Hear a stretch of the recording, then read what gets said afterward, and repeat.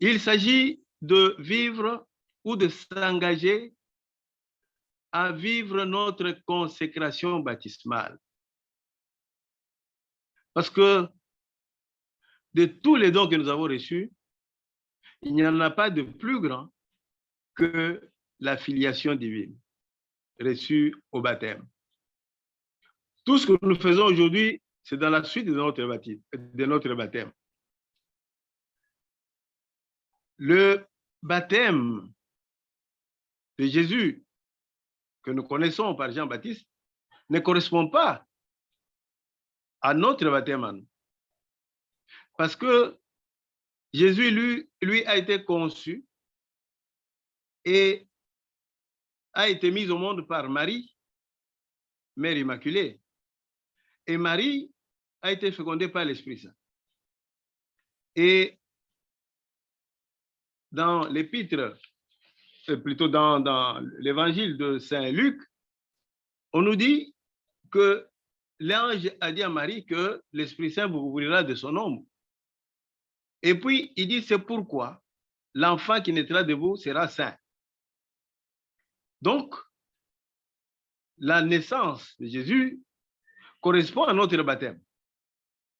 Parce que c'est par le baptême que nous sommes devenus enfants de Dieu.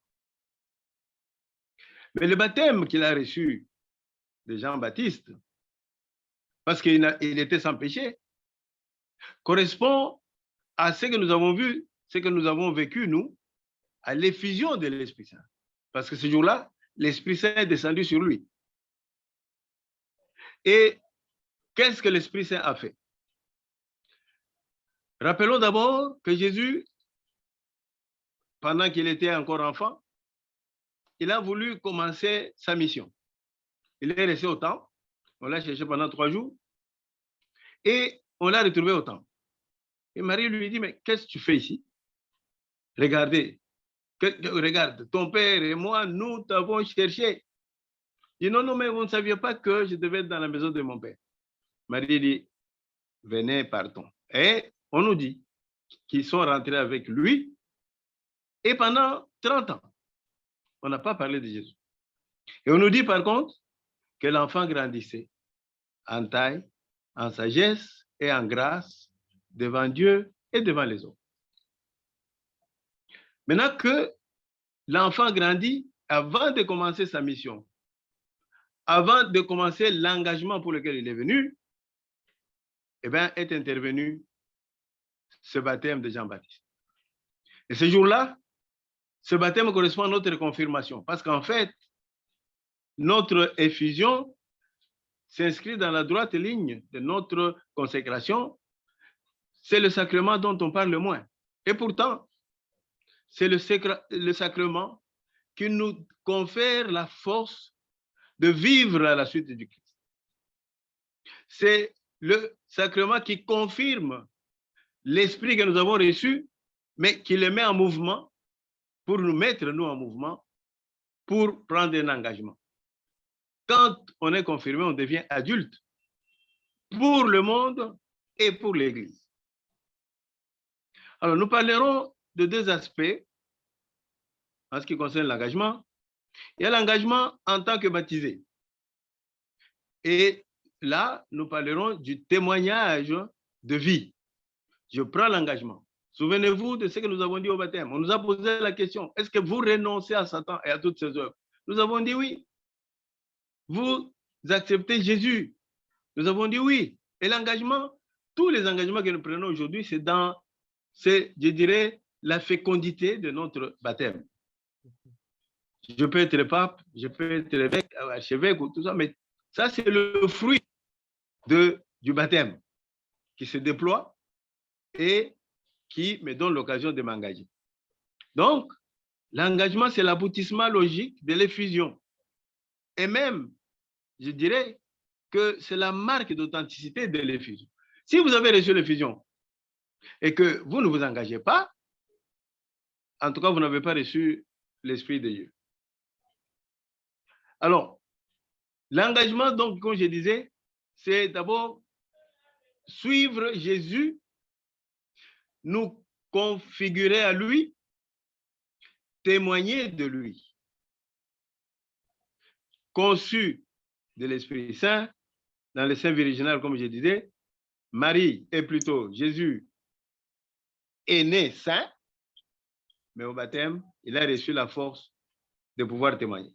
Et d'abord, quand il a reçu il est allé au désert. Pourquoi? C'est le temps de maturation. Il est allé discerner dans quel sens, quelle est la différence entre l'esprit qu'il a reçu, l'esprit de Dieu, et l'esprit malin. Et tout le temps que vous avez passé, et tous les enseignements que vous avez reçus, eh bien, ils doivent vous aider et doivent nous aider à pouvoir distinguer quelle est l'influence de l'esprit à moi, mais quelle est aussi l'influence de l'esprit du monde ou de l'esprit mauvais. Dans notre naissance au baptême, nous, comme je disais, l'esprit est venu en nous, mais par le sacrement de confirmation, on dirait que l'esprit est venu sur nous. Et quand nous lisons les textes qui parlent de Jésus, en Luc au chapitre 4, il est dit ceci: Jésus retourna en Galilée avec la puissance du Saint-Esprit. Il s'est mis à parler, et on s'est mis à parler de lui dans toute cette région. Il y enseignait dans les synagogues et tout le monde faisait son éloge. Et Luc 14, 18 à 21 dit: Jésus s'est rendu à Nazareth où il avait été élevé. Le jour du sabbat, il entra dans la synagogue selon son habitude. Il s'éleva pour lire les Écritures et on lui remit le rouleau du livre du prophète Ésaïe. Et il le déroula et trouva le passage où il est écrit: L'Esprit du Seigneur est sur moi. Il m'a consacré pour apporter la bonne nouvelle aux pauvres. Donc l'Esprit l'a mis en mouvement. Il m'a envoyé pour proclamer la bonne nouvelle aux pauvres. Il m'a envoyé annoncer aux captifs la délivrance et aux aveugles le retour à la vue, renvoyer en liberté les opprimés et proclamer une année de grâce du Seigneur. Voilà l'engagement. Donc, en tant que baptisé, mon engagement consiste à être, comme je disais, configuré à imiter le Christ en se convertissant. Et donc, cette conversion, elle doit être permanente. Le premier engagement que je prends, c'est de me convertir jour après jour, seconde après seconde. Et voilà ce que Saint Paul nous dit dans Colossiens 3, 1 à 9, mais nous allons nous limiter à 4. Il dit ceci: Du moment donc que vous êtes ressuscité avec le Christ, recherchez les choses d'en haut, là où se trouve le Christ, assis à la droite de Dieu. Songez aux choses d'en haut, non à celles de la terre, car vous êtes morts et votre vie est désormais cachée avec le Christ en Dieu. Quand le Christ sera manifesté, lui qui est votre vie, alors vous aussi vous serez manifestés avec lui, plein de gloire. Colossiens 3, 1 à 4. Donc, le premier engagement, c'est de faire en sorte que notre vie puisse annoncer le Christ. Dans ce que nous disons, dans ce que nous pensons, dans ce que nous faisons. De telle manière que quand on nous voit, même sans parler, eh bien, on voit en nous le Christ. Parce que nous sommes des chrétiens, c'est-à-dire d'autres Christ. Et j'insiste que c'est chaque jour que nous devons nous convertir. Et donc, vivre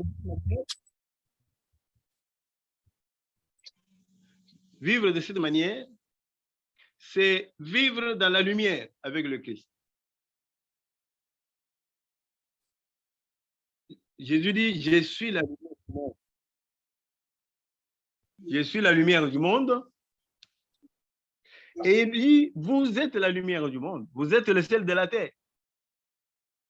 Et donc, l'engagement, c'est d'être des fils de lumière.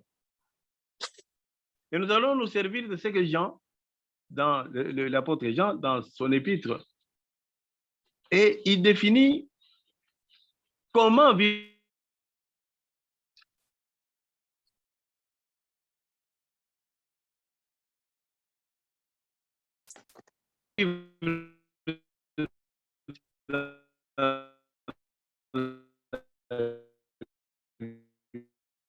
La connexion pose problème, frère. Peut-être qu'il y a quelque chose qui ne va pas. L'Esprit du nous devons être Seigneur. en harmonie. Et il y a des conditions. Première condition, premier engagement, il dit, c'est rompre avec le péché. Rompre avec le péché, ça ne veut pas dire ne pas pécher. Mais il dit, nous ne pouvons plus nous complaire dans le péché. Nous devons dénoncer le péché. Nous devons renoncer au péché. Alors, qu'est-ce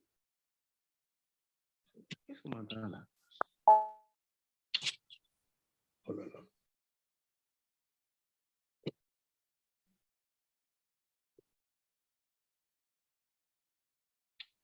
L'Esprit du Seigneur vous enseignera toutes choses nouvelles. Gardez ma parole et méditez-la. Elle vous donne la vie.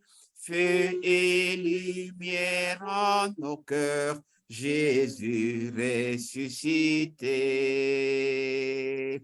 Donne l'Esprit sans mesure pour nous renouveler. L'Esprit du Seigneur vous enseignera toutes choses nouvelles. Gardez ma parole et méditez-la. Elle vous donne la vie. Allô, ça passe? Oui. Oui, maintenant ça va. Ça te recoupe de temps en temps, mais ça va. Ouais, mais il y a des gens qui appellent de l'extérieur, c'est ça le problème. Voilà. Alors, je disais que Saint Jean, dans son épître, 1 Jean, chapitre 1, il nous décrit la démarche et les conditions de notre engagement. Premier engagement, c'est, comme je disais, rompre avec le péché. Rompre avec le péché, ça veut dire nous ne sommes plus à l'aise dans le péché. C'est-à-dire que je dois haïr le péché. Mais le problème, c'est que le péché a un côté du plaisir. Et c'est ce plaisir qui fait que parfois, on s'attache au péché parce que, eh bien, soit on y tire un plaisir, soit qu'on y tire un avantage. Regardez quand l'ennemi est venu tenter Ève en lui proposant de manger le fruit, et on nous dit que quand Ève a regardé le fruit, eh bien, le fruit était appétissant, il était bon, et c'est ce qui a fait que Ève puisse tomber. Et dans tout péché, nous avons d'abord un moment de plaisir. C'est après que vient le dégoût. Et donc, il ne faut pas attendre le dégoût pour y renoncer. Il faut renoncer parce que le péché est mauvais. Et la grâce que je voudrais qu'on nous demande aujourd'hui, c'est que l'Esprit Saint, non seulement puisse nous convaincre du péché, mais nous montre la laideur du péché. Il nous montre la gravité du péché. Et renoncer au péché ne signifie pas ne pas tomber dans le péché, comme je disais, mais ne pas y rester. Le drame, ce n'est pas de tomber, mais ce qui est dramatique, c'est de rester couché. Alors, quelles sont les stratégies que nous devons monter pour combattre le péché? Eh bien, la première des choses, c'est nommer le péché. C'est-à-dire appeler le chat par son nom. Je me souviens, ceux qui ont vécu ici chez nous, à l'époque, il y avait ce qu'on appelait les deuxièmes bureaux. En fait, les hommes étaient infidèles, ils entretenaient des relations coupables avec des personnes de sexe opposé, mais parce qu'on les appelait bureaux. Mais le bureau n'a jamais fait du tort à quelqu'un. Et donc, ça ne pouvait pas nous faire réagir pour dire non, c'est mauvais. Quand vous dites à quelqu'un, ça, c'est la débauche, ça, c'est l'infidélité, et là, on sursaute. Mais quand on lui dit non, c'est un bureau. Chez nous ici, nous avons inventé plusieurs mots. Quand on vous dit la coopération, mais on a même coupé, c'est COP. Mais ça veut dire le mensonge, ça veut dire la tricherie. Vous voyez, nous avons habillé le péché, nous lui avons donné des noms qui sonnent bien et finalement, qui ne nous poussent pas à y renoncer. Quand vous dites à quelqu'un, mais ce que vous entretenez là, ce sont des relations coupables. Vous dites ça en face, c'est ça la vérité. Sans la vérité, il n'y a pas de liberté. Quelqu'un qui vole, vous dites non, il a déplacé. Et je me souviens de quelqu'un qui disait, il va à la confession et il dit au prêtre, j'ai volé une corde. Le prêtre dit, mais tu as volé une corde, mais c'est quoi la corde? Il dit, non, non, ça veut dire que quand j'ai tiré la corde, j'ai vu que la chèvre me suivait. Alors on lui pose la question. Tu as volé la corde ou tu as volé la chèvre? Et souvent, c'est comme ça. Alors quand nous cachons les péchés, quand nous ne les dénonçons pas en face, il va nous coller toujours à notre vie. Donc, il faut dénoncer.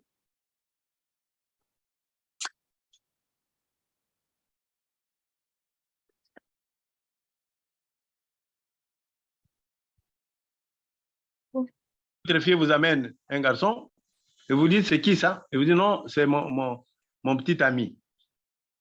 Mais en attendant, le grand, ce petit, il fait quoi? Oh, c'est ma petite amie. Donc, tous ces termes ambigus feront que nous demeurions dans le péché. Donc, le péché, il faut le nommer. Si c'est le vol, c'est le vol. Si c'est la débauche, c'est la débauche. Deuxième chose, il faut y renoncer en le dénonçant, mais dans le sacrement de confession. Combien de fois allons-nous à la confession? Surtout avec les églises qui sont nées après, le verset qu'elles aiment, c'est toujours, non, Dieu a dit, le Seigneur a dit, si vous confessez vos péchés, il est miséricordieux, il va vous pardonner. Mais ça, c'est nous qui faisons un effort pour nous convaincre que Dieu a pardonné. Il faut que Dieu lui-même nous dise qu'il nous a pardonné. Et c'est pourquoi il a institué le sacrement de pénitence. Vous allez chez le prêtre, il vous dit, je vous ai pardonné. Il faut entendre cela, parce qu'ils ont reçu le pouvoir de confesser, de lier et de délier. Et ça, c'est la manière de combattre le péché. Les grands saints que nous connaissons sont des personnes qui se confessaient régulièrement. Ils peuvent même se confesser 3-4 fois par semaine pour dire, je ne peux pas demeurer dans le péché. Et donc, la manière de vaincre et l'engagement que nous devons prendre, c'est dès que je sens qu'il y a ce péché, eh bien, je le confesse. Un saint, comme je disais, n'est pas celui qui est sans péché, mais qui combat le péché et qui ne s'installe pas dans le péché. Deuxième condition, observer les commandements et principalement celui de la charité. 1 Jean 2, 3 à 11. 1 Jean 2, 3 à 11. Le rompre avec le péché, c'est 1 Jean 1. 1 Jean 2, 2. 1 Jean 2, 2. Et dans observer le commandement, principalement celui de la charité, il dit ceci, et vous lirez tous les textes, mais voilà ce qu'il dit, c'est lui qui prétend être dans la lumière, tout en haïssant son frère, est encore dans les ténèbres. Celui qui aime son frère demeure dans la lumière. Et ici, l'engagement, c'est quoi? C'est que ce soir, quand nous aurons terminé cet enseignement, chacun prend un papier et il dresse la liste des personnes à qui il doit pardonner. Les personnes avec qui ça ne marche pas. Les relations ont été rompues. Les personnes à qui nous devons demander pardon. Et puis, les personnes avec qui nous devons réchauffer les relations. Il y a des personnes avec qui on était bien, et puis brusquement, sans qu'il y ait un motif, mais les relations se sont refroidies. Eh bien, demander pardon, pardonner et réchauffer les relations. Ça, c'est de manière concrète. Et il faut le faire ce soir. Troisième condition. Et là, nous allons nous étaler un peu plus longtemps parce que c'est rompre, ou plutôt se garder du monde. Nous sommes dans le monde sans être du monde. Et dans la prière sacerdotale, Jésus prie, Père, je ne te demande pas de les enlever du monde, mais de les garder du mauvais. Et puis, Dieu a tant aimé le monde qu'il a envoyé son Fils. Parfois, il faut quand même regarder ce qui a attiré Jésus, ce n'est pas notre sainteté. Il est venu parce que nous étions pécheurs. Il est venu parce que l'image de Dieu qui était en nous a été faussée, a été détruite. Et c'est ce qui l'a attiré. Et Jésus va dire clairement, je ne suis pas venu pour les bien portants, pour les justes, mais je suis venu pour que les pécheurs se convertissent et puissent s'en sauver.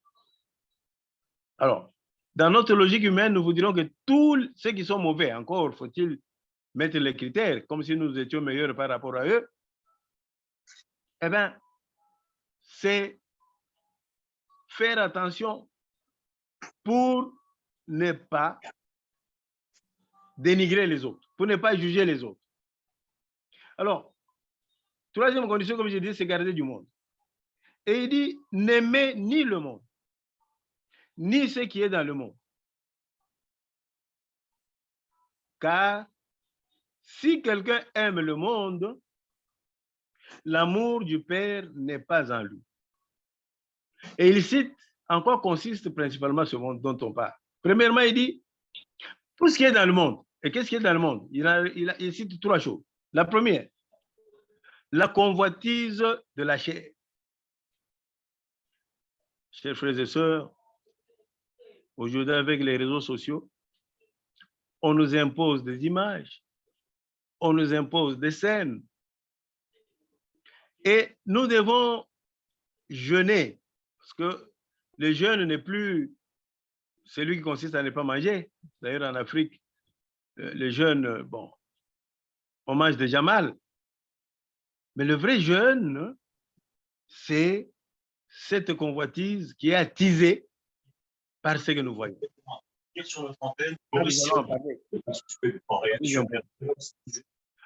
corps est le temple de l'Esprit Saint. Saint Paul insiste. Et il dit, celui qui détruit le corps, Dieu le détruira. Et donc, notre corps n'est pas une chose, entre parenthèses. Là, il s'agit de ton Père, tu n'as voulu ni sacrifice ni holocauste. Mais tu m'as formé un corps, alors je viens, oh Dieu, pour faire ta volonté. Et Jésus lui-même s'émerveille du corps qu'il a reçu. Mais contrôlons nos micros, il y a un micro qui laisse passer un son qui dérange. Et contrôlez nos micros, s'il vous plaît.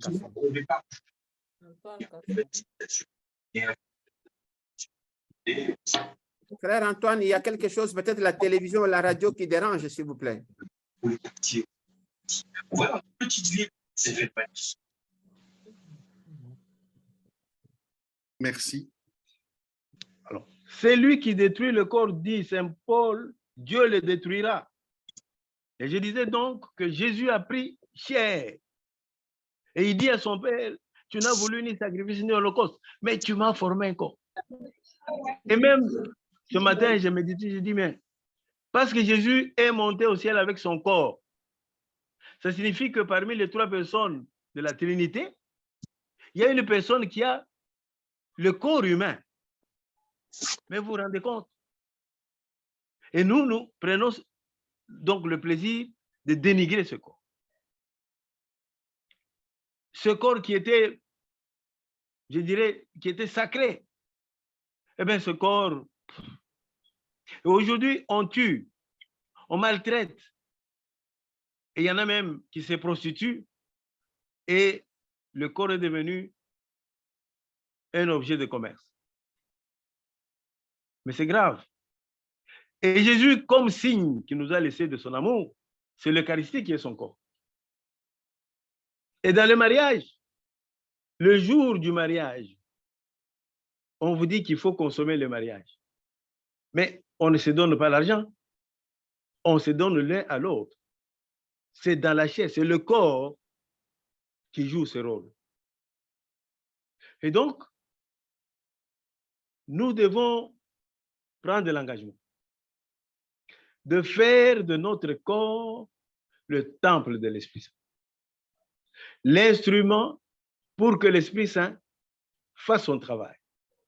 Et le travail, c'est d'annoncer le Christ, de témoigner du Christ, de nous faire témoigner du Christ. Deuxième plan, il dit la convoitise des yeux. Après la convoitise de la chair, c'est la convoitise des yeux.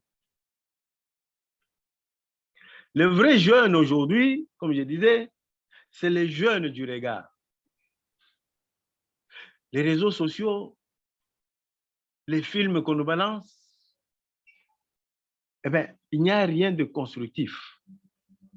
Et dommage que, avec ces réseaux sociaux, chacun contrôle, chacun nous balance ce qu'il croit, même si c'est faux. Un chrétien, c'est celui qui a reçu la grâce de voir Dieu même là où le monde ne le voit pas. Nous devons exercer nos yeux à voir Dieu partout. Moi, je me souviens dans le petit catéchisme de l'époque, la première question c'était « Où est Dieu ?» Nous lui répondions « Il est au ciel, il est sur la terre et il est partout. » Mais s'il est partout, nous devons le voir partout. Et quelqu'un disait « La grâce de Dieu, la présence de Dieu est dans toutes choses, mais le grand problème, c'est de savoir l'extraire de là. » Un chrétien, c'est quelqu'un qui, là où tout le monde ne voit rien, lui, il voit la grâce de Dieu en train d'agir. Donc, l'engagement que je prends, c'est cet effort de chaque jour découvrir Dieu dans tout ce qui se passe. Et particulièrement d'abord dans la création. C'est ce que Saint Paul dit dans sa lettre aux Romains. Il dit Dieu, on peut soupçonner sa présence rien qu'en contemplant sa création.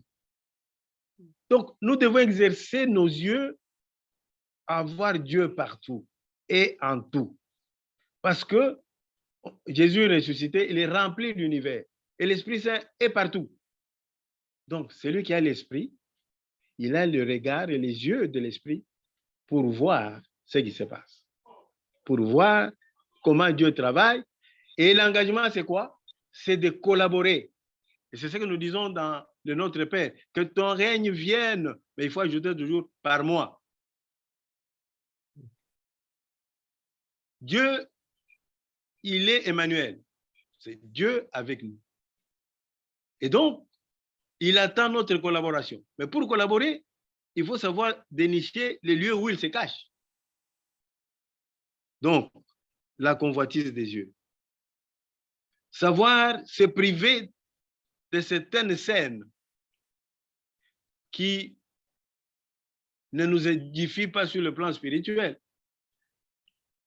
Les enfants habitués à regarder les films de guerre, mais ils vont développer en eux petit à petit cette agressivité.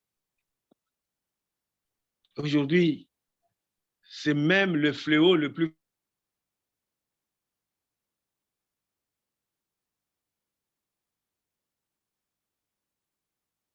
grand qui existe. On nous balance n'importe quoi. Des images. Souvent, les images qu'on vous balance là, c'est souvent les images de tout ce qui ne va pas. Et même quand nous voulons critiquer, que ce soit un régime ou ce soit quoi, nos yeux regardent toujours ce qui ne va pas. Et pourtant, il y a beaucoup de choses qui sont positives. Et donc, la convoitise des yeux, ça veut dire qu'il ne faut pas que les yeux soient attirés par ce qui est négatif. Enfin, troisième plan, c'est l'orgueil de la richesse. Je me souviens, il y a des années,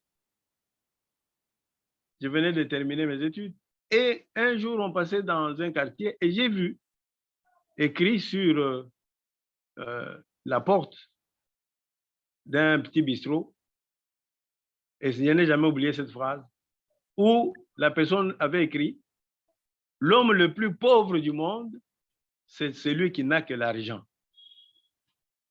Et le troisième défi à relever, c'est éviter l'orgueil de la richesse.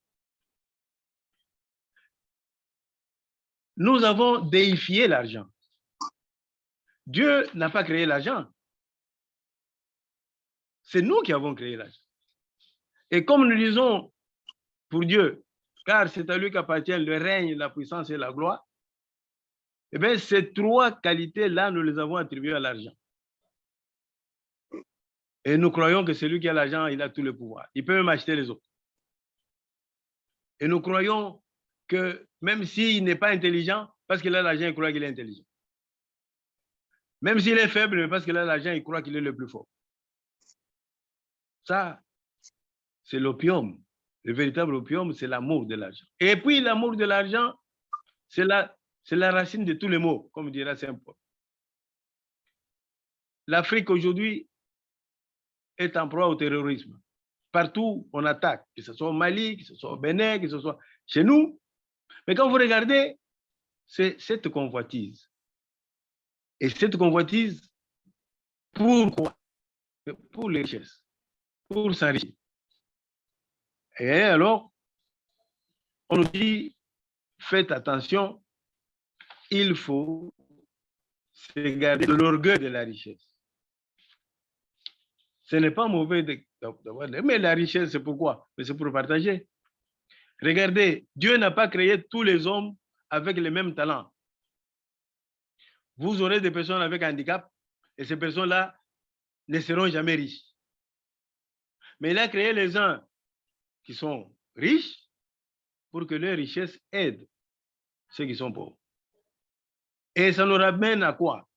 À l'époque de la manne, quand le peuple juif allait chercher la manne. Mais vous avez des gens vigoureux qui avaient 3, 4 enfants adultes et tout ça, ils allaient ramasser beaucoup de manne, une quantité. Mais on avait placé à l'entrée de la ville des personnes qui devaient contrôler. Quand vous amenez cette quantité-là, on vous dit, bon, ça, vous êtes à combien à la maison? Oh, nous sommes autant. Mais vous êtes autant, mais ce que vous avez pris, c'est trop. On prend le surplus, on met de côté. Quand maintenant viendra quelqu'un qui, avec une famille nombreuse, mais qui n'a pas la force de beaucoup ramasser, on prenait le surplus de l'un pour mettre chez l'autre, de façon à ce qu'il y ait équilibre. Donc, la richesse, c'est pour que nous puissions nous les répartir de telle manière, et c'est ce que la doctrine sociale de l'Église dit, la destination universelle des biens. Mon intelligence ne peut servir que si il peut aider les autres. Donc, troisième point, très important, l'orgueil de la richesse. Alors, la dernière condition, c'est se garder des antichrists. Faire attention aux antichrists. Aujourd'hui, il y a des fausses doctrines. Aujourd'hui, il y a toutes sortes de doctrines, toutes sortes d'initiations. Dans tout ce que nous pouvons entendre, si le Christ n'est pas au centre, c'est faux. Le monde doit être christocentrique et non centré sur nous-mêmes.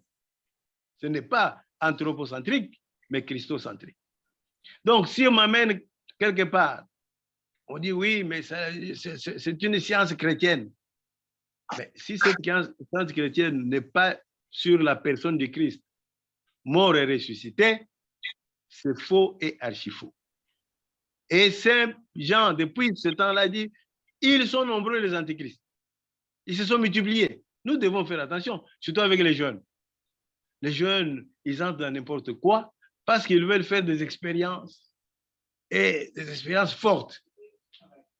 Et quand ça ne marche pas, eh bien, ils se droguent. Ou alors, ils entrent dans des sciences où ils font des pactes. Et ces pactes, et comme il n'y a rien pour rien, le diable ne donne jamais rien pour rien. Donc, l'engagement que nous prenons aujourd'hui, c'est non seulement de ne pas entrer dans de ne pas suivre les antichrists, mais de les combattre. De les combattre comment? Nous prenons l'engagement d'évangéliser.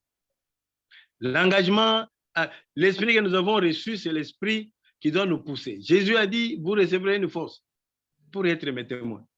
Annoncer le vrai Christ. Si le monde est dans les ténèbres, c'est parce que nous ne sommes plus lumière.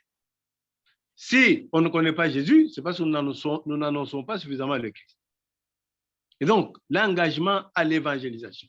Après l'effusion de l'Esprit Saint, vous devez témoigner et avoir l'audace de témoigner. Je sais qu'en Europe, ce n'est pas facile de témoigner.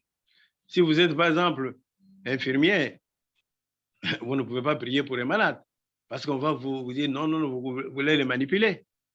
Mais je vous dis que tant que nous n'aurons pas de témoins qui sont même prêts à perdre les avantages, le Christ sera toujours dans nos églises et jamais en dehors.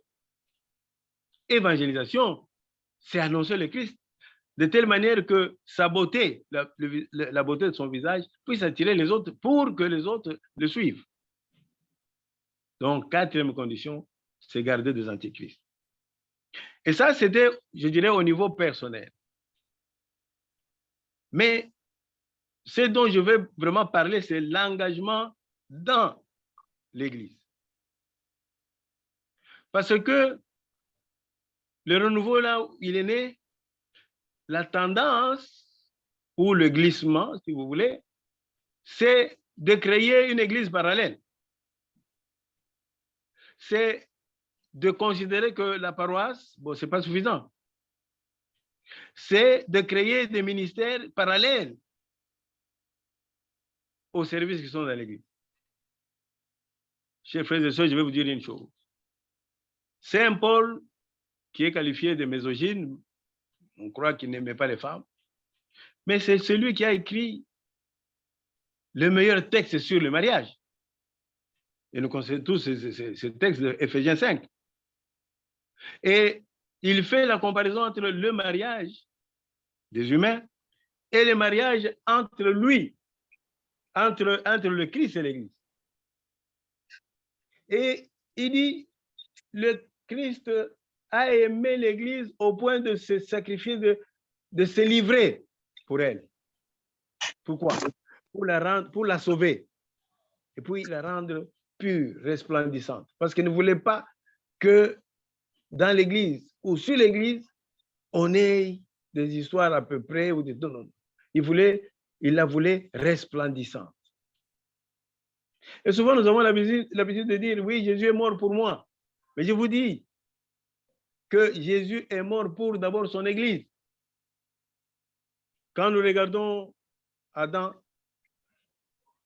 eh bien, pour que Ève naisse ou soit créée, il a fallu que lui accepte, je dirais, d'être dans la léthargie. Mais en fait, c'est une demi-mort. Parce que quelqu'un qui dort et puis on enlève la côte sans qu'il le sache, ça c'est vraiment une mort. Et de son côté, de cette côte qu'on a enlevée, on a fabriqué la femme. On a créé la femme.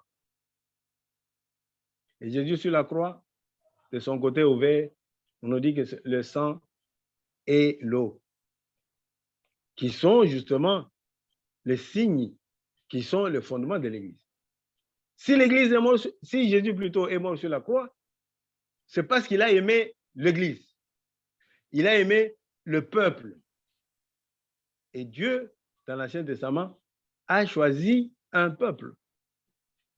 Et Saint Pierre nous dit, attention, vous comme des pierres précieuses, comme des pierres vivantes, acceptez qu'on puisse vous incorporer dans l'édification.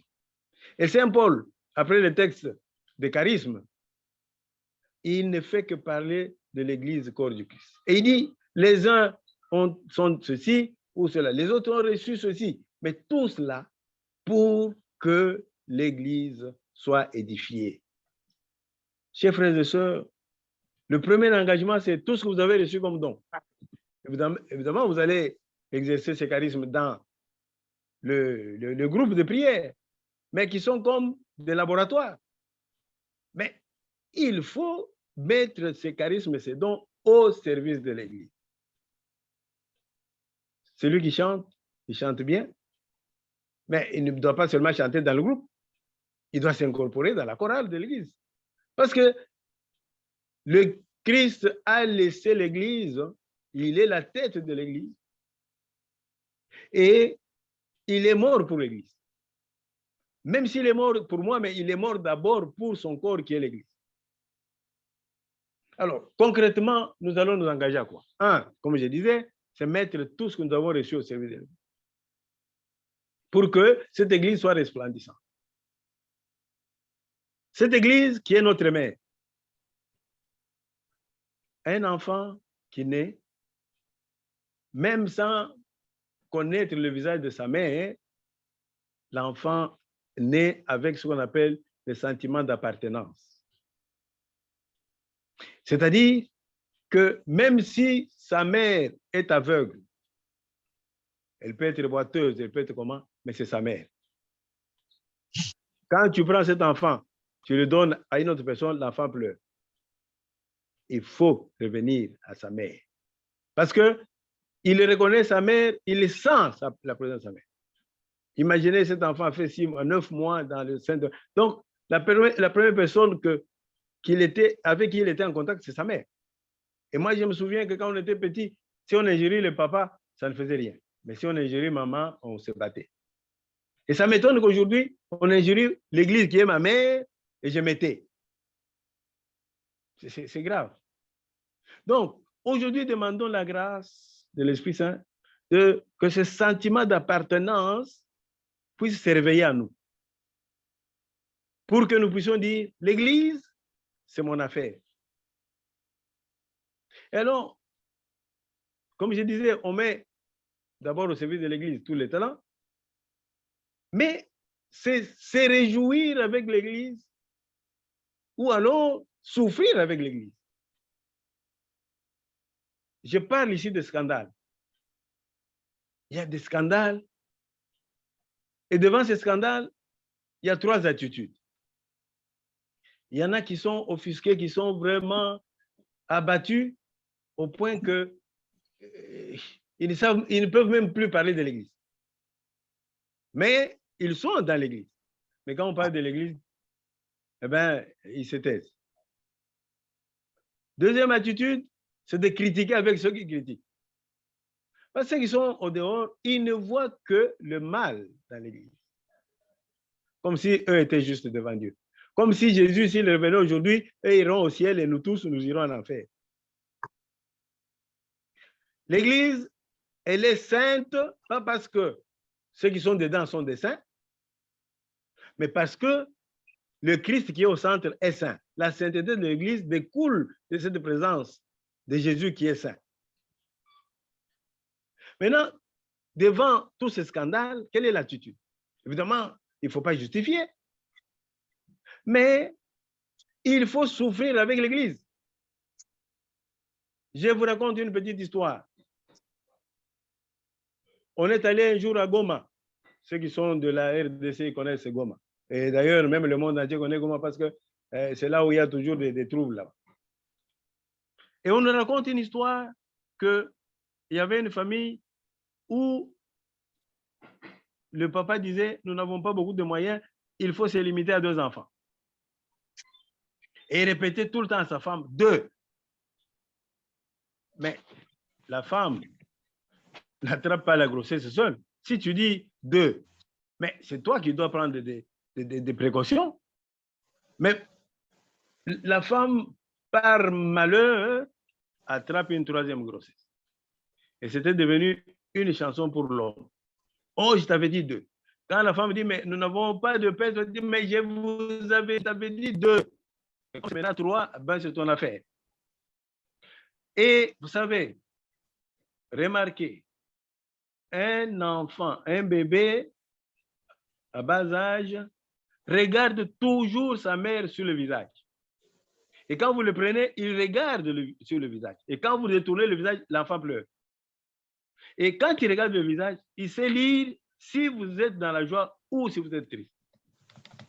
Et voilà que la maman était toujours triste.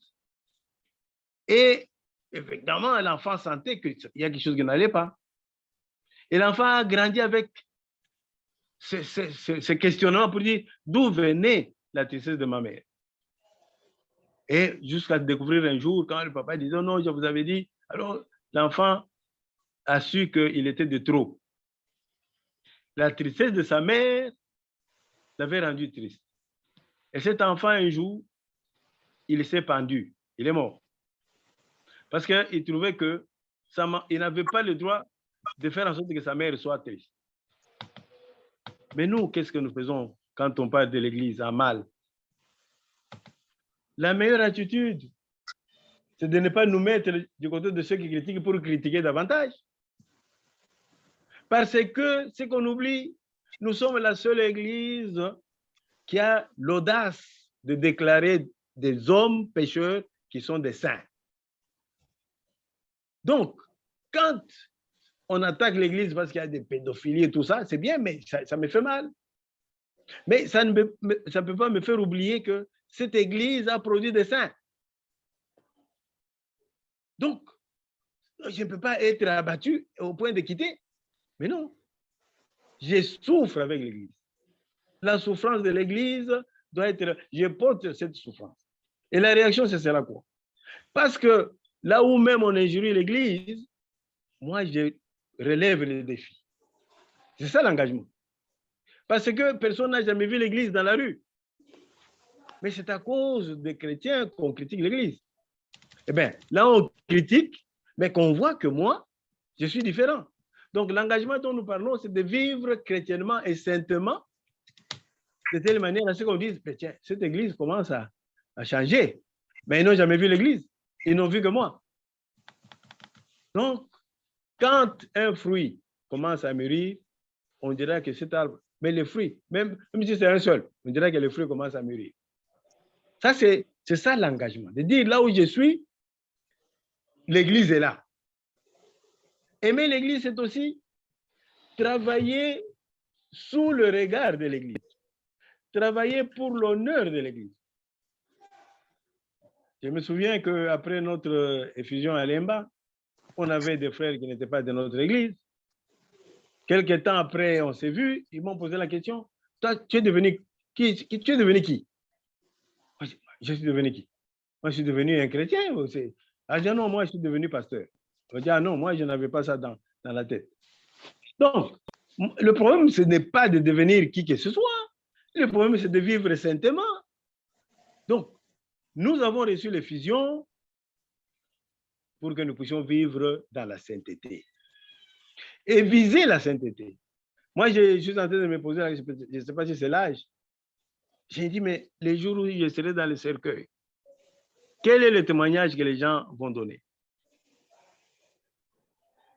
Ceux qui sont dans le cercueil, on ne dira jamais qu'ils avaient beaucoup d'argent. Il y en a qui ont eu beaucoup d'enfants, mais pas dans l'infidélité. On a même peur et honte de dire que cet homme avait 3 femmes. On dit non, il a laissé beaucoup d'enfants. On saute les femmes. Il est temps de nous poser aussi cette question.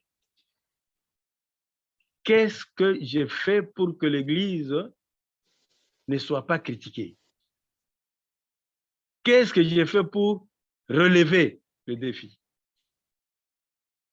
La grâce que j'ai reçue, il ne faut pas que je la reçoive pour rien. C'est pour notre sanctification.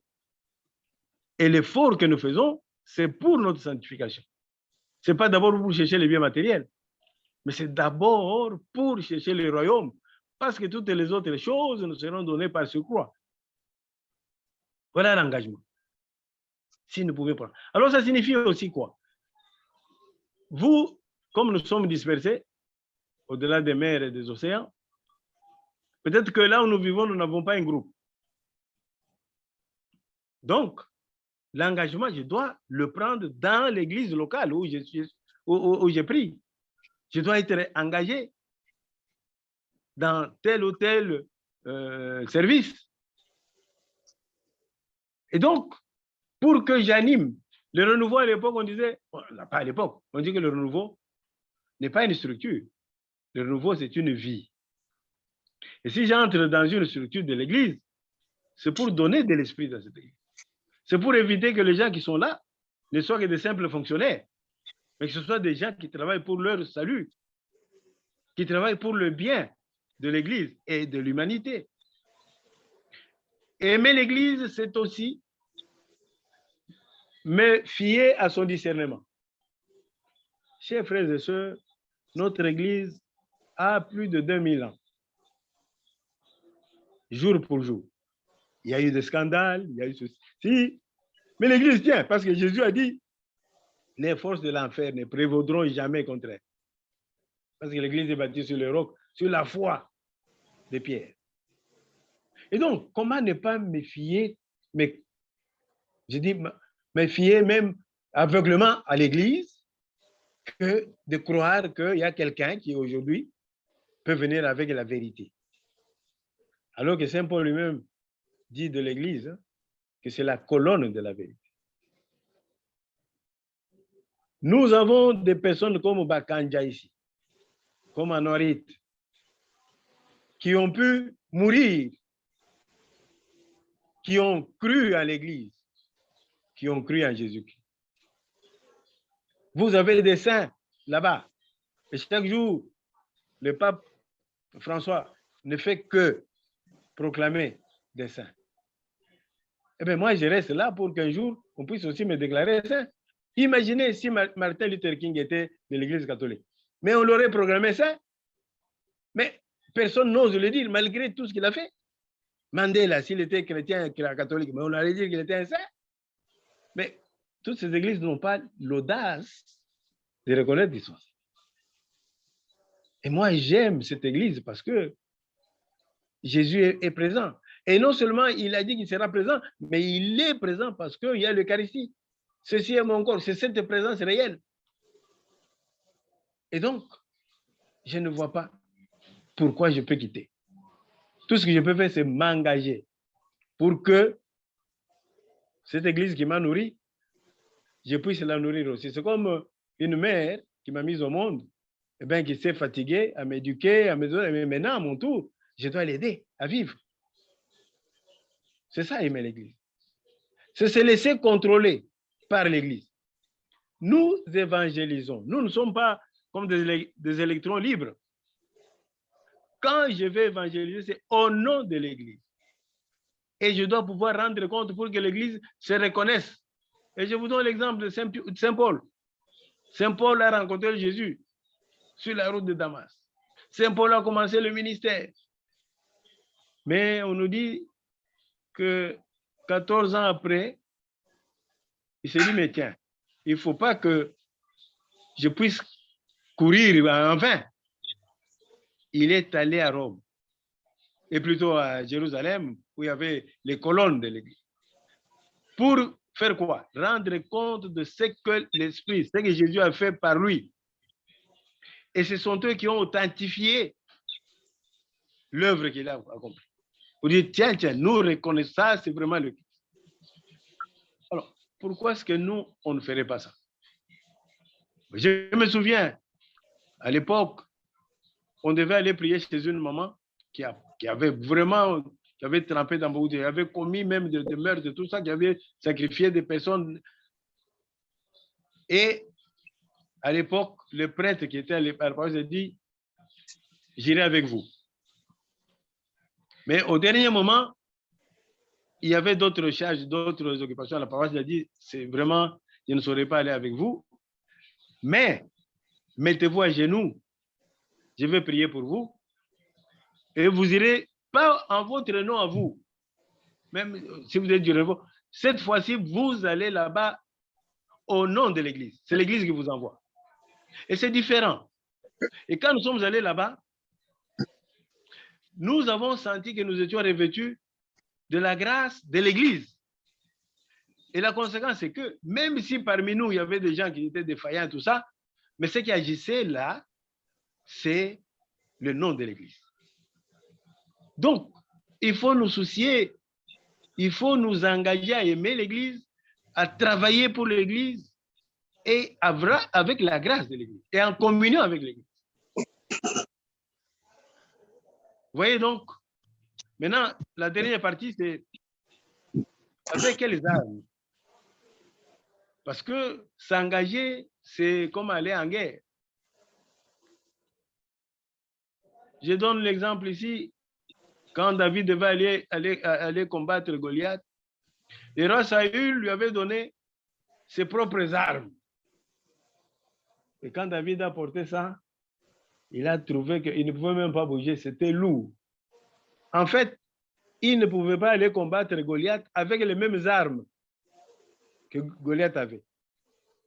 Alors, Saint Paul dit, attention, nos armes à nous n'ont pas pour origine, ne sont pas humaines. Nous combattons avec les armes même de Dieu. Et nous ne combattons pas contre, parce que les armes humaines, là, ça veut dire que nous allons combattre la personne. Mais nous ne combattons pas, nous ne nous engageons pas contre l'ennemi de chair et de sang. Regardez, il y a les États qui ont situé des lois. Oh, c'est lui qui vole, on va l'occuper les mains. On va même le pendre. Alors, il y a une histoire qu'on a racontée. Il y a un pays où l'État avait pris la décision. C'est lui qui vole, on va le pendre publiquement. Et on a arrêté 3 voleurs. Et pour corriger, soi-disant, les autres, eh bien, on devait les pendre publiquement.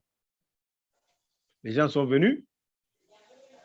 Et avant de les tuer, de les mettre à mort, on leur a donné la parole. Est-ce que vous avez quelque chose à dire? Dit oui. Ils ont dit, nous reconnaissons que nous avons mal fait le vol et nous vous exhortons à ne pas suivre notre exemple. Alors, quand il dit,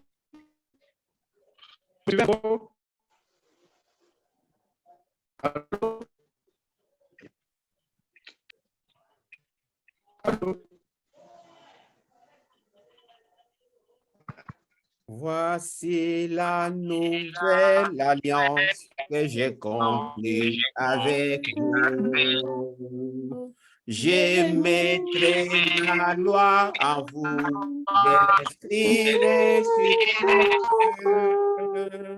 L'Esprit du Seigneur enseignera toutes choses nouvelles. Gardez ma parole et méditez-la, elle vous donne la vie. Dieu nous fait don de sa loi, non sur des tables de pierre. L'Esprit Saint habite en nous, il nous enseigne tout. L'Esprit du Seigneur nous enseignera toutes choses nouvelles. Gardez ma parole et méditez-la, elle vous donne la vie. OK, ça va? Oui, la dernière partie n'est pas passée parce qu'il y a eu coupure. Oui. Je disais donc que l'Église, c'est notre mère qui nous a engendrés et nous devons l'aimer. Mais nous devons aussi nous laisser conduire par elle. Nous devons compter sur sa force. C'est-à-dire que, regardez, quand le prêtre célèbre l'Eucharistie, il peut être pécheur. Mais la sainteté de l'Eucharistie ne dépend pas de sa sainteté à lui. Non. C'est-à-dire que quand l'Église nous envoie en mission, nous sommes revêtus de la puissance de l'Église et pas de nos faiblesses à nous. Et d'ailleurs, Saint Paul dit, c'est quand nous sommes faibles que nous sommes forts, parce qu'à ce moment-là, nous ne comptons pas sur nous-mêmes, mais nous comptons sur l'Église. Alors, j'avais donné l'exemple au début du renouveau, là, nous sommes allés prier chez une maman qui nous avait, parce qu'elle avait beaucoup de problèmes, elle avait trempé dans beaucoup de choses, elle avait même commis de meurtres et tout, et nous devions y amener le curé de la paroisse, qui était d'ailleurs charismatique. Il dit, je vais vous accompagner. Mais au dernier moment, il a eu un empêchement. Elle nous a appelé pour dire, je ne peux pas aller avec vous, mais maintenant je vous envoie. C'est l'Église, c'est la paroisse qui vous envoie. De telle manière que même si parmi vous il y a des faiblesses, eh bien, ce n'est pas à cause de vos forces, mais c'est parce que l'Église vous envoie en mission. Effectivement, ce que nous avons entendu là-bas et vu, si ce n'était pas ça, je ne sais pas ce qui allait se passer. Et nous sommes revenus pour lui rendre compte, voilà ce qui s'est passé. Et il nous a imposé les mains, il a prié encore. Parce que ce n'était pas seulement nous, mais c'est au nom de l'Église que nous sommes partis. Alors, je disais donc que le renouveau, quand nous nous engageons, il faut nous engager concrètement dans la paroisse. La paroisse, c'est là où l'Église met pied. Là, on peut l'écouter parler. Là, on peut le toucher. Là, on peut le servir. Mais si je reçois l'Esprit Saint, comme beaucoup ont reçu l'effusion, mais ils ont créé des églises. Eh bien, moi, non. Et j'ai donné cet exemple où on me posait la question, « Ah, mes frères, mais ça fait longtemps. Mais qu'est-ce que vous êtes devenu ?» Moi, je dis, « Mais je devais devenir quoi ?» « Oh non, parce que moi, je suis devenu pasteur. » Moi, je dis, moi, c'était pour témoigner du Christ, ça me suffit. Donc, vous voyez, ma joie, c'est d'être authentifié, que l'Église authentifie ce que j'ai fait parce que je l'ai fait en son nom. Et à la même époque, il y avait des rassemblements. On faisait des rassemblements avec nos frères qui n'étaient pas de même confession que nous. Mais quand nous, on parlait au nom de l'Église. On se réunissait au nom de l'Église. Et nous engagions l'Église. Donc, nous devions faire attention à ce que nous disions parce qu'il fallait veiller à l'orthodoxie de la doctrine que nous véhiculons. Mais eux disaient non, moi je suis venu à mon propre nom. Ils ne pouvaient même pas engager les fidèles de cette Église. Ah mais non. Dans le credo, nous disons, je crois en l'Église. Je crois en l'Église. Et ce qui m'étonne, c'est que quand l'Église, par évidemment les responsables, prend une option, il y a les gens qui choisissent les politiciens au lieu de croire en ce que l'Église fait.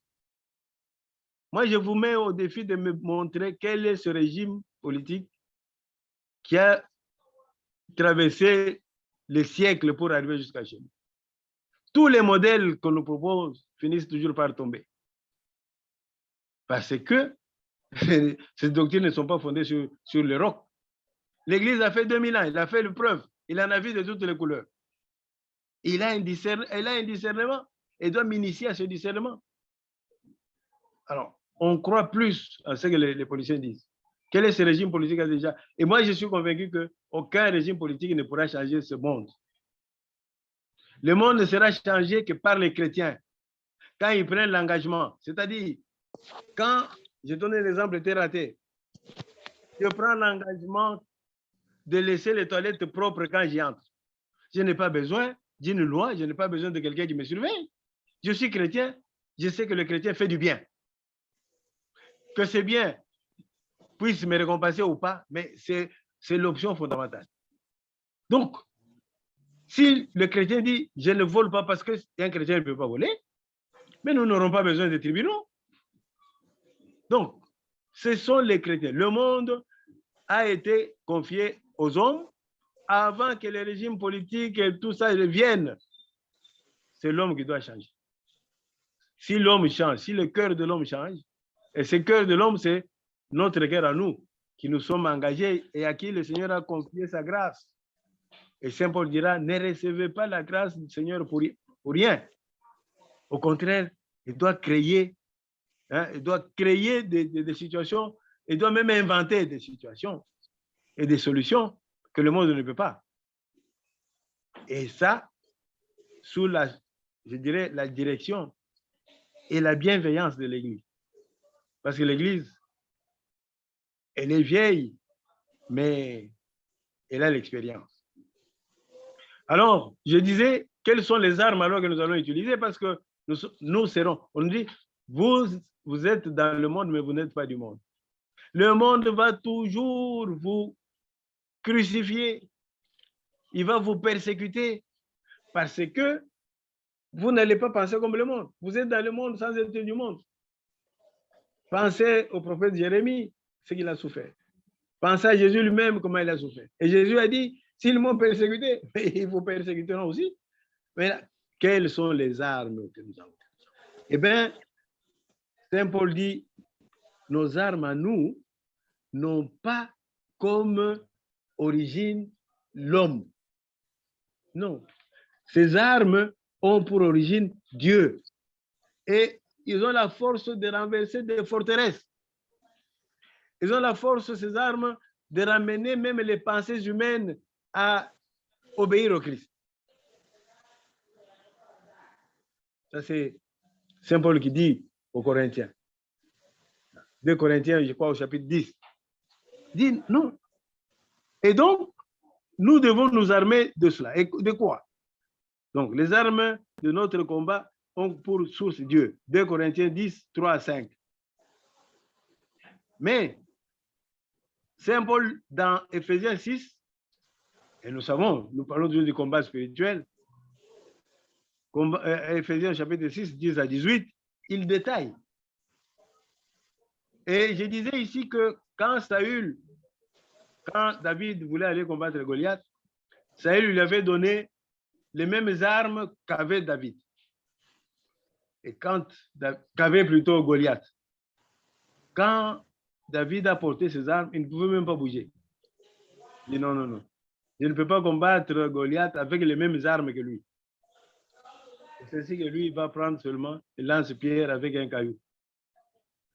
Et il va dire à Goliath, toi, tu viens contre moi armé de javelots, de lances et d'épées. Mais moi, je viens vers toi, contre toi, armé seulement du seul nom de Jésus. Du seul nom de Dieu. C'est au nom du Seigneur, au nom de Yahweh que je marche contre toi. Et non seulement il a abattu Goliath, mais il a pris l'arme, l'épée de Goliath pour lui trancher la tête. Et ce qui fait que Saint Paul nous propose des armes. Et dans Éphésiens chapitre 6, comme je disais, 10 à 18, il cite les armes. Première arme, la vérité. Le premier engagement que nous devons prendre, c'est d'être vrai et de dire toujours la vérité. Nous avons inventé une histoire pour dire toute vérité n'est pas bonne à dire. Moi, je dis toute vérité est bonne à dire. Ce qu'il ne faut pas utiliser, c'est la manière de la dire. La vérité doit toujours être accompagnée de l'amour. Je dis la vérité parce que j'aime. Si je dis la vérité sans amour, ça devient une critique, ça devient une attaque. Il n'y a que la vérité qui libère. Jésus dit, je suis la vérité. Un chrétien ne peut pas dire non, c'est-à-dire qu'il n'y a pas de demi-terrain. Il n'y a pas de demi-vérité. C'est oui ou non. Vérité. Justice. La justice ici, ce n'est pas d'abord la justice du tribunal. La justice, c'est la justesse en fait. Ça signifie voir les choses de manière juste. Et de manière juste, ça veut dire voir les choses à partir de Dieu, voir les choses telles que Dieu les voit. C'est ça la justice. Et cette justice vient de quoi? De la parole. Plus nous connaissons, plus nous entrons dans l'intelligence de Dieu, plus nous sommes justes. Et la justice, c'est l'arme pour le monde, parce que le monde ne voit pas clair, le monde ne voit pas juste. Quand on parle de l'injustice, ce n'est pas d'abord parce qu'on fait ceci ou quoi. Non, le monde ne voit pas les choses de manière juste. Parce que le seul juste, c'est le Christ. La justice. L'évangélisation, annoncer l'évangile à temps et à contre-temps. Annoncer l'évangile, mais annoncer l'évangile pas avec des menaces, mais par amour. D'ailleurs, je crois qu'il y a parmi les numéros publiés par la communauté de l'Emmanuel, il y a un numéro où on disait « Évangéliser, c'est aimer ». C'est parce que je vous aime que je vous annonce le Christ. Parce que je voudrais que vous soyez sauvés. Par amour. Et pas par prosélytisme. Donc, évangéliser. La foi comme bouclier. L'arme, et ces armes-là, ce sont des armes défensives. Ça nous protège, nous, d'abord. La foi, c'est comme le bouclier. Et quand les attaques de l'ennemi viennent, c'est la foi que j'utilise pour barrer toutes les attaques. Et il n'y a qu'une seule arme offensive, c'est la parole de Dieu. Et Jésus, au désert, quand il était tenté, il n'a utilisé que la parole de Dieu. Et Saint Paul dit, Saint Paul ou dans le livre aux Hébreux, que la parole de Dieu comme une épée tranchante, à double tranchant. Donc, il faut la manier avec dextérité, avec prudence, parce qu'elle peut te blesser, mais c'est l'arme pour attaquer. L'évangile. Donc, nous devons manger la parole de Dieu. Nous en avons parlé la fois passée. Ézéchiel, on lui a dit, mange d'abord cette parole avant d'aller annoncer. Et quand nous annonçons, en fait, nous dénonçons. Parce que la parole de vérité va dissiper les mensonges de l'ennemi et les ruses de l'ennemi, parce qu'il est menteur dès le début. Et quand nous sommes dans sa logique, nous sommes dans son terrain. C'est pourquoi, quand nous disons nous devons vivre dans la lumière, il n'y a que la vérité qui peut nous mettre dans la lumière. La vérité et la lumière, c'est la même chose. Là où il y a la vérité, tout est clair. Là où il y a le mensonge, tout est flou. Et l'ennemi, comme je disais, il est malin parce qu'il invente des mots pour nous calmer. Et on disait à l'époque que le diable est le singe de Dieu. C'est-à-dire, il imite tout ce que Dieu fait. Quand nous parlons de la joie, lui parle du plaisir. Et quand on ne fait pas attention, on peut confondre les deux. Aujourd'hui, quand on parle de prospérité, il y a la parole de Dieu qui dit prospérer à tous égards, et lui va dire prospérer, ça veut dire avoir beaucoup de biens. Alors que le Seigneur dit non, non, non, il faut vous enrichir, il faut devenir riche, mais en de bonnes œuvres. Oui, nous devons connaître la parole, mais nous devons la connaître telle que l'Église l'enseigne. Parce qu'elle sait que le plus grand mal qu'il peut faire à l'humanité, c'est de déformer la vérité. Et enfin, je vais terminer en disant que nous aimons l'Église parce qu'elle a la vérité tout entière. Quelqu'un disait, pourquoi est-ce que la plupart de nos églises qui naissent aujourd'hui sont allergiques à certaines vérités? Quand nous parlons de Marie, aïe, aïe, aïe. Quand nous parlons de saints, pourquoi? Il dit, mais parce qu'il faut comparer toutes ces paroles qui sont diffusées à des vaccins. C'est quoi le vaccin? Mais on a prélevé les microbes de la maladie, on vous inocule ces mêmes microbes dans le corps pour inciter le corps à fabriquer les résistances et les anticorps. De telle manière que quand la maladie viendra, il trouve déjà la résistance. Si vous êtes quelque part où on ne vous donne pas toute la vérité, mais des particules de vérité, le jour où viendra la vérité tout entière, eh bien, ces particules de vérité en vous auront créé des anticorps ou des anti-vérités. C'est ce qui fait que quand on parle de la Vierge, aïe. Quand on vous parle de l'Église elle-même, on va vous dire non, le salut ne vient pas de l'Église. Ou bien on vous dit le salut est individuel.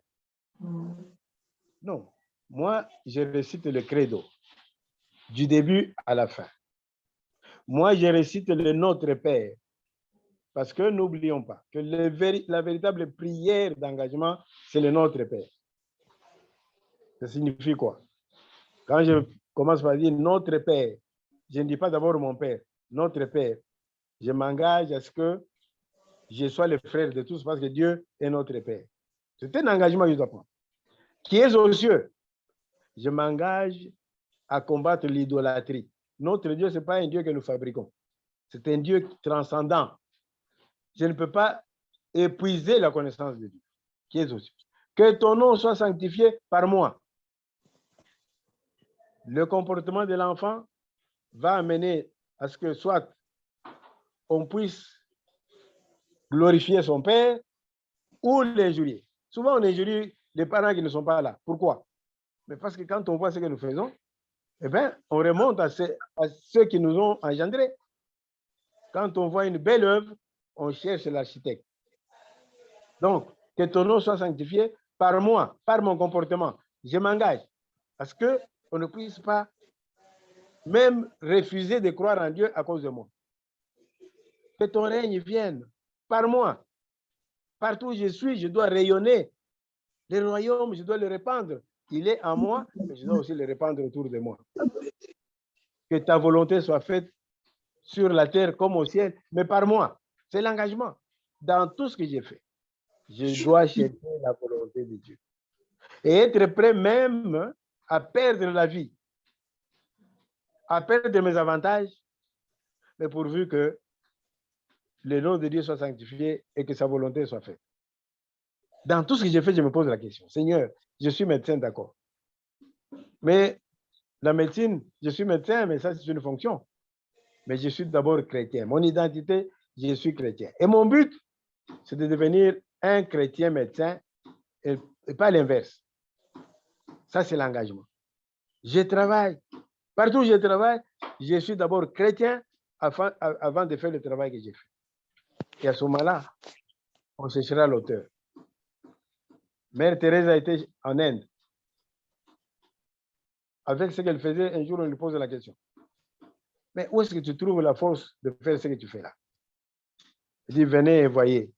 Il les a amenés dans la sacristie et il a montré l'Eucharistie. Il dit, mais ça, c'est quoi? Il dit, mais c'est lui en qui je crois et qui me donne la force. Alors, ils ont dit, ou bien elle est folle, ou bien ce qu'elle dit est vrai. Que ta volonté soit faite, que ton règne vienne. Et donne-nous aujourd'hui notre pain, pas mon pain. Ça signifie que je m'engage à faire de mon pain notre pain. La charité, le partage. Et ainsi de suite. Alors, je vais terminer par là pour dire, à chaque fois que nous allons prier le Notre Père, sachons nous arrêter à chaque phrase en ajoutant par moi. Et ça, c'est la véritable prière d'engagement. Jésus n'a pas enseigné notre prière, et ce n'est pas une récitation, mais c'est à chaque phrase, à chaque évocation, ça nous engage à ce que nous disons soit vrai. Tout cela pour la gloire de Dieu. Je répète, ne recevons pas la grâce du Seigneur pour rien. Mettons-nous à l'œuvre, même si nous ne pouvons pas changer le monde, mais nous serons jugés du petit monde dans lequel nous avions vécu et sur lequel nous avions le pouvoir. Que Dieu soit loué éternellement. Amen. Amen. Amen. Allez par le chemin qui est au dévot. Allez, pauvres